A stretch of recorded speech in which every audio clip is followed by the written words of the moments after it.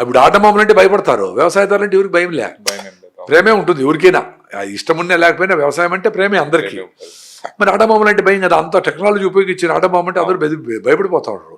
కొంతమంది పెట్టుకొని మీరు ఎవరు తయారు చేస్తే మేము వేసేస్తామని బెదిరించి అయ్యా బ్లాక్మెయిలింగ్ చేసినట్టు ఉంది కదా. మరి అంత ఇండిపెండెంట్గా ఉండే వ్యవసాయానికి ఏముంది?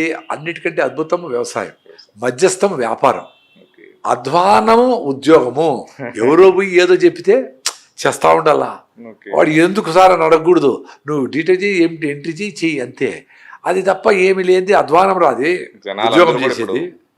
అటువైపే మళ్తున్నారు అందరూ. ఉద్యోగం అధ్వానం అనేది 50 ఏళ్ల తర్వాత రూరల్ ఏరియాలో పనిచేసి ఏ యాక్టివిటీకి కూడా వాల్యూ లేకుండా చేసి ఇండస్ట్రియలైజేషన్ చేసి పనికిరాని వస్తువులన్నీ నీకు చాలా అవసరమని టూత్పేస్ట్ కాడ నుంచి ఫేస్ క్రీమ్ కాడ నుంచి లిక్విడ్లు అది కాస్మెటిక్స్ ప్యాంట్లు చింపుకొని టాటూలు గీటూలు నెలకు రంగులు ఎన్ని వచ్చేసినాయి. ఈ పక్క బ్యూటీ పార్లర్ ఇచ్చేస్తారు, మళ్ళీ ఆ పక్క హాస్పిటల్కి వెళ్తారు. ఎన్ని వచ్చినాయి, ఇవన్నీ అవసరమా? ఇవన్నీ పెట్టేసి ఇవన్నీ చేసుకుంటేనే నువ్వు నాగరికుడు.